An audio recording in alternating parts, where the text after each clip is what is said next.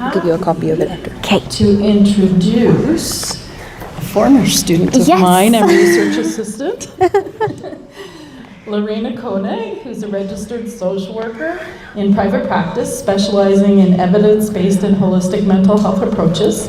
And her research focuses on psychedelic-assisted therapy. It was the topic of her MSW thesis. And she's passionate about advancing innovative, ethical practice and interdisciplinary collaboration to improve mental health care. And I'll pass it to you. Okay. Hello, everyone.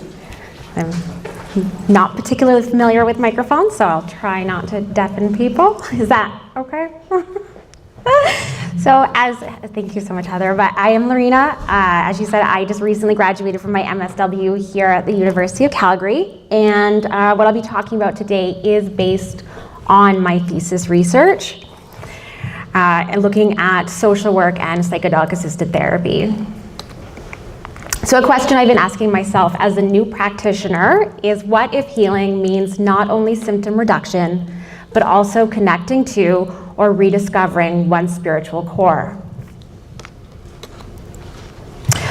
I think it's pretty common to say that we are in the midst of a mental health crisis right now. According to the CMHA, 1 in 5 Canadians are diagnosed with a mental health condition every year.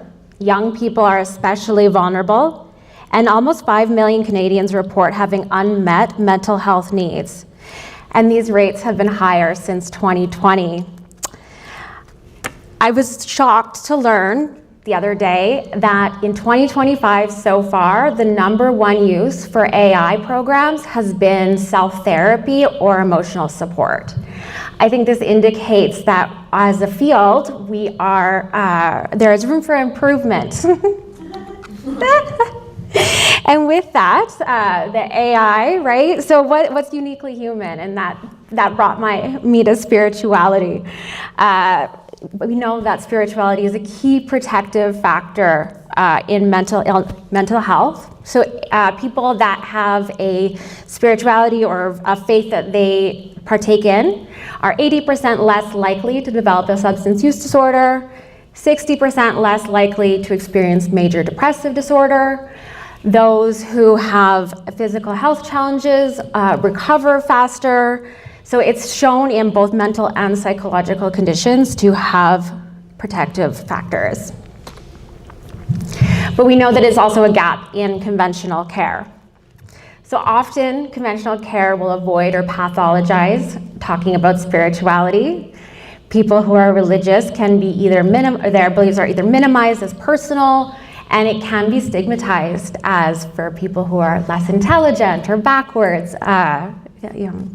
And our conventional practice often focuses on symptom management rather than the whole person and the whole self. So we know that there's been a trend towards secularization in our society, and I'm curious, raise your hand if you've ever felt unsure about talking with a client about spirituality. Yeah, so quite a few. What do you think stops us from talking about it in practice? Differences? Yeah. So it feels like maybe it's hard to bridge some of those gaps. So in social work, we are called to prioritize the person and environment, the biopsychosocial and the spiritual model. So I believe strongly in filling these gaps.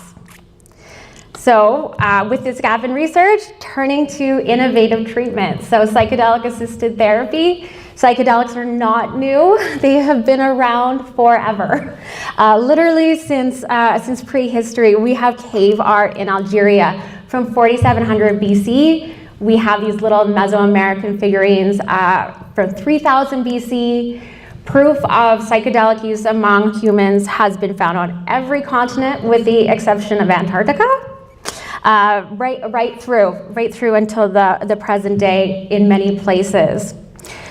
One of the things that psychedelics can pretty reliably do is create what we call a mystical type experience.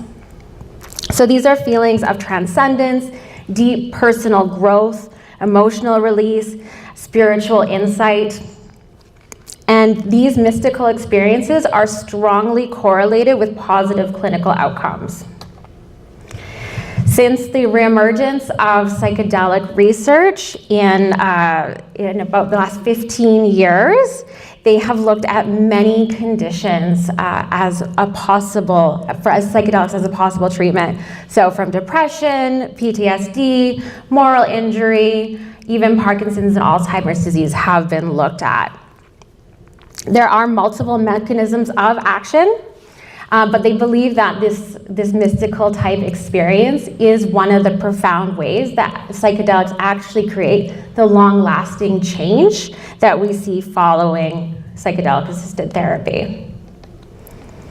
So to take one of these, the end of life distress, so there we go.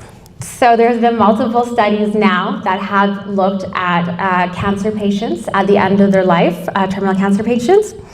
And in these studies, they have seen profound shifts in the individuals who have received the psychedelic treatment.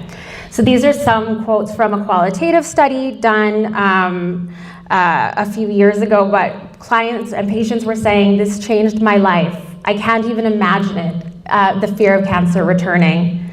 I felt this constant state of becoming. I felt gratitude like I never felt before in my life. I felt totally welcome. Death doesn't matter. I am less afraid of death. Death is just a part of life." So we can see from these quotes here that what they experienced during their treatment was a profound reshaping of the way they were experiencing their final years. And the effects lasted right up until the follow-up time at the time of passing. So as I mentioned, this is based on my MSW thesis. So it was a case study. I had the opportunity to interview 3 social workers practicing here in Alberta. I did in-depth interviews for my data collection. I got to spend multiple interviews with each participant, which was a real blessing. So I really got to get to know them. And then I used thematic analysis, and the data here is from that study. So the themes that emerged in this research, and while I wasn't particularly looking for spiritual transformation within my study, is not what I was expecting going into it, but every interview had such a large proponent of it being taken up by spiritual topics. It was so essential to the experience not only of the practitioners, but also of their clients. I wasn't able to interview their clients for the project, so this is from the practitioner's point of view. So we identified what I'm calling the arc of spiritual transformation in psychedelic-assisted therapy. It really, they call psychedelics a journey, and it really can be. It's a very profound experience, but it really starts with that relational safety. Trust is the foundation of being able to access those states in a therapeutic way. Sacred states, so the non-ordinary state of consciousness. This is, it can be attained multiple ways, but it's very easily attained with psychedelics. But it is anything that is a profound shift in perception. We see things like hallucinations, we see dramatic changes in perception, color. I don't know if anyone's ever heard the phrase like hear color and see music. Yes. So very profound shifts in the consciousness. This state allows the client to access a state of spiritual realignment, a state of reconnection and growth. And supporting this journey is the essential piece of practitioner competence. So being able to support the integration through spiritual literacy. All right. So our first theme, it was really all about the relationship. One of the quotes from my participants here is, when you're sitting with someone, you have to learn how to hold space without talking. I had to unlearn a lot, and I'm still unlearning a lot. It's just not the same. So in clinical practice, we spend a lot of time talking with our client, but in psychedelic assisted therapy, we spend much more time sitting, sitting, holding space. You might not talk at all during that session.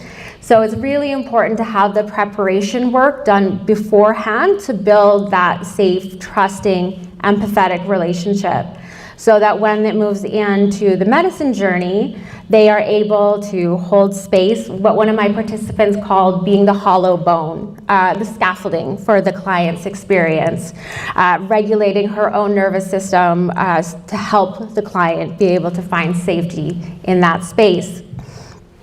Psychedelic assisted therapy can last 6 to 8 hours. So it's considerably longer, so it's not just being able to hold it for that 50-minute space or that hour space, but really being able to be embodied and relationally present with the client the whole time. When you think about creating relational safety, what comes to mind? I know we have some master clinicians here. Any thoughts? Yeah? I was actually just wondering if the clinician does the psychedelics too. No, no. Yeah. That doesn't involve that, okay. Yes, no. I would think, I'm not a clinician at all, but I would think just listening and being quiet and being there and somehow emitting empathy. Yeah, absolutely. How much, eye contact depending on the individual, whether they want more or less, sort of attunement to Yeah, what's happening verbally and non-verbally and the space. yeah, that attunement piece, absolutely. I think the preparation phase, it's extensive and developing a sense of trust based on your skill and competence and assuring the client of that. Yeah, absolutely. One of my participants said, I need my clients to be able to trust me because they trust me, not because the college says I'm trustworthy or a Google ad says I'm trustworthy, but because in that room they feel safe. Yeah. As I evolved in my practice over the years, I felt it was also more an energy. It was about holding energetic space, holding love, like emitting that sort of acceptance, and that's part of attunement. Yeah, I love that, holding love, yeah. Oh, yeah. I wonder if you wouldn't also sometimes discuss the range of experiences people have. That occasionally there are paranoid experiences and what tends to reduce them. Yeah. And that sometimes it's just purely hallucinogenic. Sometimes it's not so spiritual or mystical. Yes. You get insights into your past life or relationships. Yeah, absolutely. So certainly during the preparation phase, talking about those pieces. I also think access to medical practitioners is very important because there could be bad trips. Yes, You need 100%. to trust the therapist that if something emerges, they are able to handle it with you. Yes, absolutely. And Not that, vulnerable. yeah, 100%. And that was something that my participants were really concerned about, was the kind of growing underground services available, and they had reported a lot of people coming in who had what they called like a spiritual emergency and needed help to process what they'd gone through. So, yeah. Like to create a really safe space. I feel like non-judgment, especially for someone who has never gone through the treatment before. Just like knowing that wherever it goes, there's no judgment from the practitioner at all. Like everything that happens is very neutral, so that they're feeling a lot more confident, especially like if it's a new experience. Yeah, 100%. I know. I obviously, like, we always want to be non-judgmental in session, but being, a lot of weird things, unexpected things can come up during a psychedelic assisted therapy session. So really being able to ground ourselves in those core values, like non-judgment. Yeah. So this is really what lays the foundation for that relational safety as sacred ground. It really lays that foundation to let the client begin their journey. So accessing these non-ordinary states of consciousness, my participants talked a lot about how it's not just psychedelics that do it. So like using meditation, using yoga, going to float tanks, using non-drug ways of accessing them was equally important and could be a way for practitioners to experience non-ordinary states of consciousness if a legal route of medicine attainment isn't available to them. So during the learning phase, they recommended that. But this was a really beautiful quote from one of my participants. We have these splinters off our soul, of our spirit, and sometimes in our current moment, we have to go back in time through these spiritual, altered states of consciousness to communicate and have relationships with our ancestors, our kin, our land, and our spirit animals, or whatever. We are accessing the archetypes of our culture, and that is a part of the path of accessing spirit through these altered states. So she really felt that when participants or when clients were able to access these non-ordinary states of consciousness, she explained it kind of like time traveling, like everything happens all at once, and in that state, they're able to address long buried and long kind of festering traumas, right? Yeah. So that was really, really powerful the way she described it as a kind of splinter off the soul.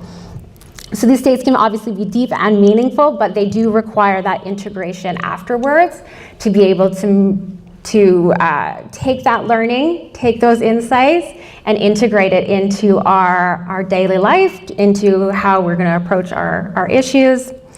And there's a serious danger of lack of support through that phase.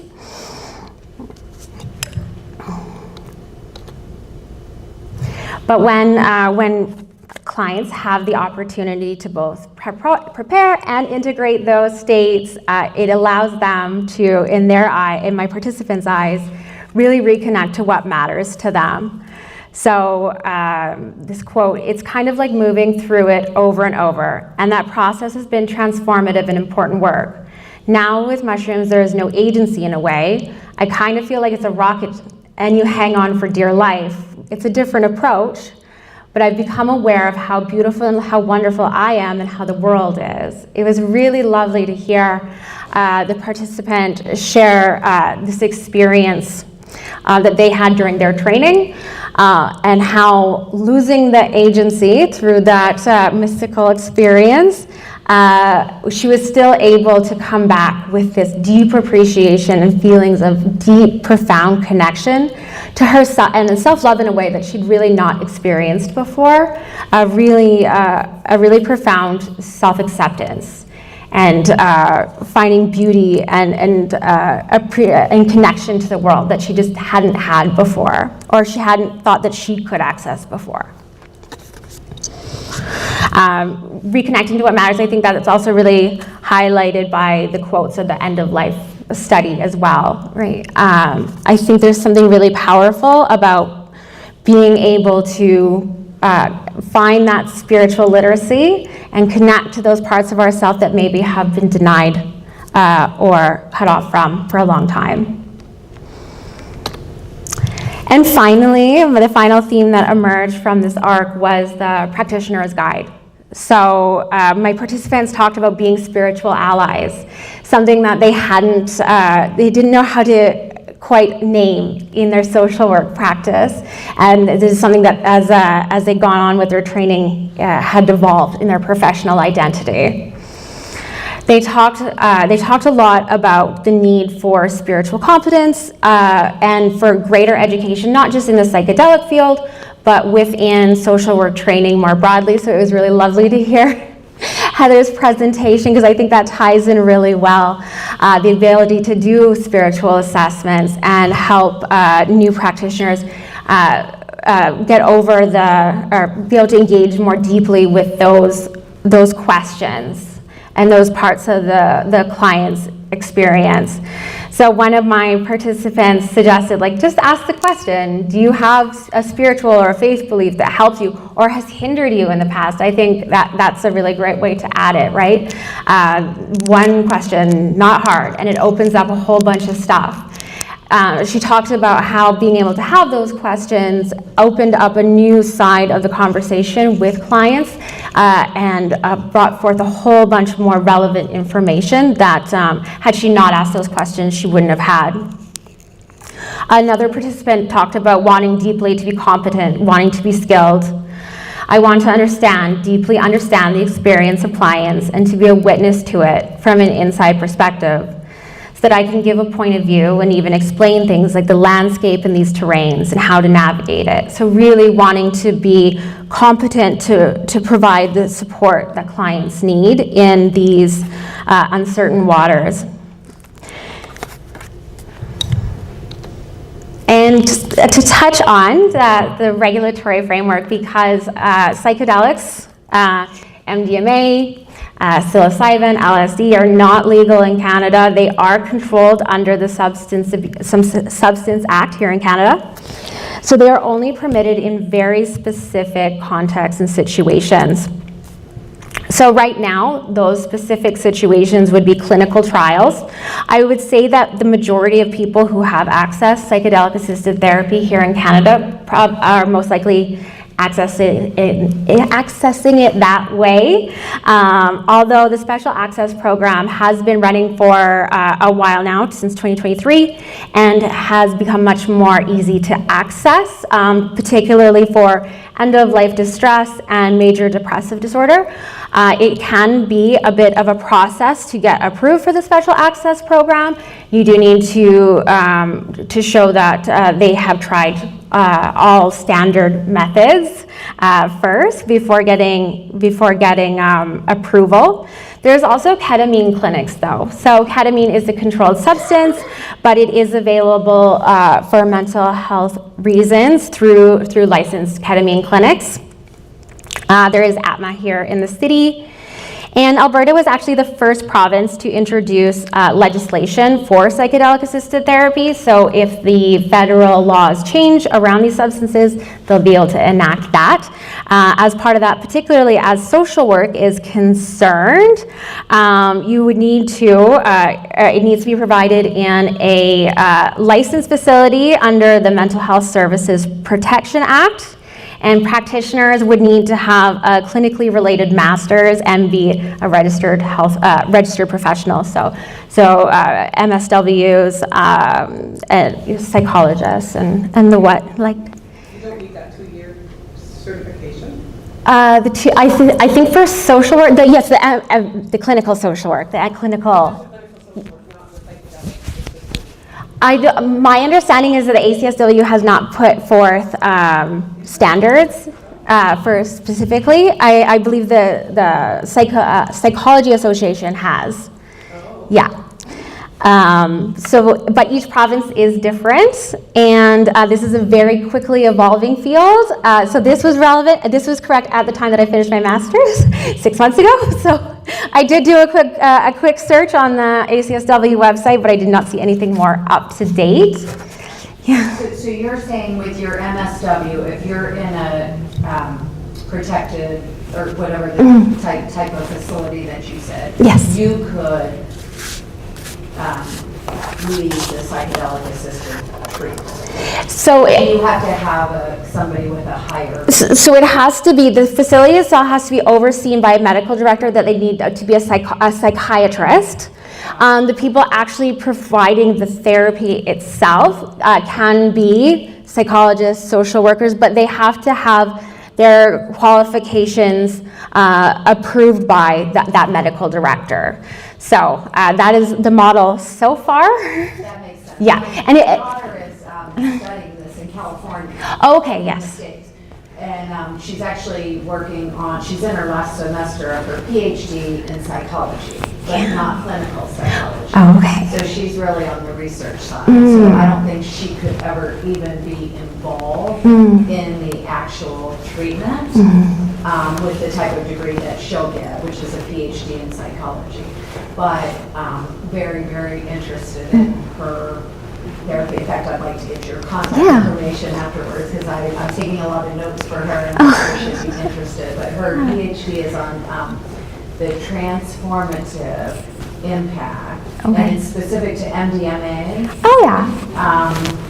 And her research is looking at people who had non-assisted experiences, but trying to hone in on the emotional impact that could be leveraged in therapy, ultimately to reprogram the brain to overcome a trigger for PTSD. Oh, very interesting. So, Yeah. especially when I saw this, because I proofread, some of her writing and all of that, and I thought, oh, I ought to go and learn more about this in Canada. Yeah. So well, thank you for being here. I will definitely have to connect after, but it's different in each province. So definitely, wherever you are, look into local regulations, and of course, always staying within our scope of practice. In fact, I think she might want to move to Canada with everything going on in the U.S. Well, that would be nice. Yesterday, would she come here to teach or to work? Yep. And I said, probably.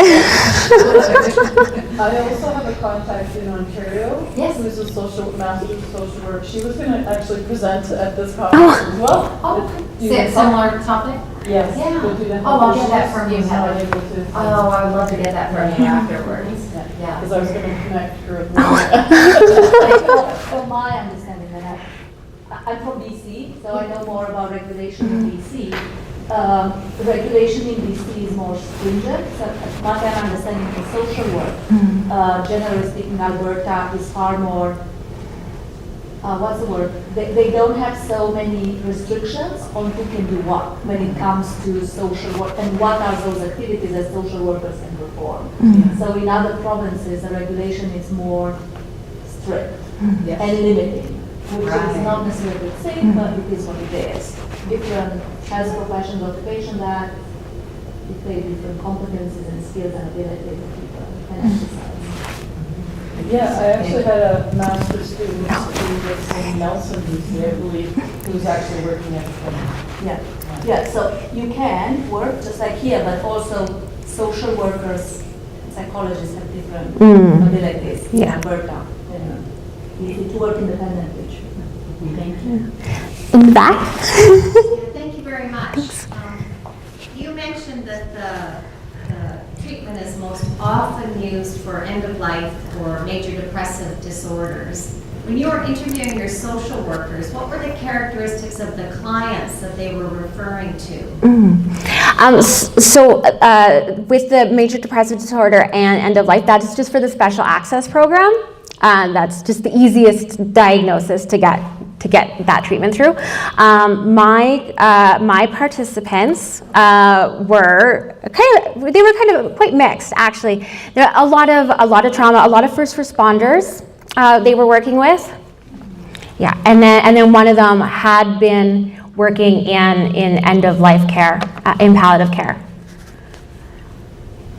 So do you still think it's used as an end-of-the-line approach for some of the challenges that clients who seek social work attention are looking for? I think so. Just anecdotally, I have had people share experiences who their mom or their grandma was towards the end of their battle with something, and they decided to make use of that. So I have been sending people off to ATMF to have those conversations. So I am getting interest. Yeah. Thank you so much for your presentation. Yeah. You said something in the process of therapy, right? So you said maybe sometimes you just have to sit down, right? You don't have to talk. You learn, and then you learn from the session, and that creates a sacred space or sacred ground for therapy for the clients. And I think, because I've also been EAP counselor, counselor anyways. So what I think is that with that context, I think for every effective therapy, should be able to create, I would call that one creating a safe space, right? Instead of using the word sacred, right, for clients. But my question is, briefly, can you describe what the difference is between psychedelic therapy and psychotherapy? Oh, between psychotherapy and psychedelic therapy? Yeah. So psychotherapy is typically what we think of as our talk-based therapies, although it could look a lot of different ways. Somatic therapy, so like our CBTs, narrative therapy, psychedelic-assisted therapy can be done two ways. So there's the psycholytic approach, and that is where you get just a teeny little bit of the substance, the drug, and so it just kind of lowers your inhibitions to have a regular counseling session.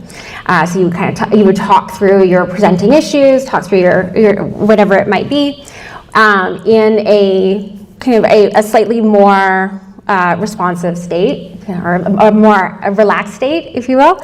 And then the psychedelic type dose would be a large dose of the psychedelic drug. So typically they would, after all the preparation work, they come in for that, what they call the journey session. You would get your substance, you would lay down, you'd put your eye shades on, you might have music playing, and it's a very internal session. So you might not talk to the therapist sitting with you at all. Some people might want to sit up and talk a little bit, but for the most part, the client is just having a little lay on the nice comfy sofa, listening to their music, kind of going inside. Yeah. Sorry, can you tell me a little bit about the concepts in the psychedelic therapy? Like what do we look for? What concept do we have to use when we're using psychedelic therapy? Yeah, so they talked about using a lot of different approaches. So my participants talked about like using some somatic techniques, using a lot of like Jung's archetype work, bringing those in, Koenig for somatic therapy. But a lot of that was done in the preparation and integration phase, not necessarily like in the session that day. Yeah. I was just curious, do you think it's like a benefit for like practitioners to like engage in therapy themselves to like understand the experience better, or is that kind of not an ethical practice? Yeah. Like I'm just wondering. That's an amazing question. Yeah. Because it's very different. Like in psychotherapy, you kind of experience it the same way, but when you're assisting someone or facilitating that with someone, you're not experiencing that in the same way at all. You're basically in a completely different reality. Absolutely. So Absolutely. do you think it is beneficial to engage in that? So it's actually a bit of a debate in the field. There are people that feel very strongly that as part of a practitioner's training, they should have experience with the medicine because it is such a dramatic shift from regular consciousness, and it might be hard for a practitioner to fully empathize or understand what the client is going through. So there are some training programs that as part of it, they will have a medicine session. I think ATMA uses like clinical trials to be able to have their students access it legally. Other places, from what I've heard, will have a component where they go down on a retreat, so like down to Jamaica or Mexico, and they would do the session legally there. I don't have a strong feel, and like one of my other participants argued that they should be trying other altered states, so like a lot of meditation, yoga, body-based practices. She had some health concerns, so she did not feel that using the medicine was appropriate for her. So I think there's definitely a debate. Okay. Yeah. Yeah, and I'm sure like depending on your own mental health and trauma. Exactly. Everything, that would, yeah. Exactly, yeah. Oh, yeah. Yes, I was a bit late, but I wanted to find out, I'm not sure if you touched on how do you handle spiritual or mystical dimensions to consciousness when a person is on psychedelic therapy and they experience something that is mystical? How then would you, or how would the therapy be able to put language around that, especially if they are from different backgrounds in terms of religion or traditions or culture? How would you handle that situation where a client or a patient is experiencing some type of mystical experience or mystical dimension of speaking consciousness. Yeah, absolutely. So my participants spoke about bringing in kind of things from all different faiths, but also having those conversations beforehand in that preparation phase. So if there was a particular faith or ritual or something that was really important to the client, they would try to find a way to incorporate that. But they really, some of my participants talked about having kind of a very multi-faith approach and have as many resources and to pull from, and then that comfort with that spiritual literacy, that they'll be able to have those conversations. Most of the actual kind of unpacking what was seen or what was experienced happens after the session. So being able to kind of go through it with the client's worldview in mind, I think really helps. Like if the person says, for example, they meet with their angel, their soul guide, or Jesus, somehow with that conversation, especially if the practitioner is not heavily religious, how would they have a conversation? Yeah, so all of my participants were quite spiritually competent. It was something that they spent a lot of time learning about, talking about. It was very integral to their practice. So I couldn't really speculate as to how it would work without that, right? I think it's kind of an essential component to being a psychedelic practitioner, being able to have those conversations. I think it could definitely be a risk to the client if you weren't, right? Yeah.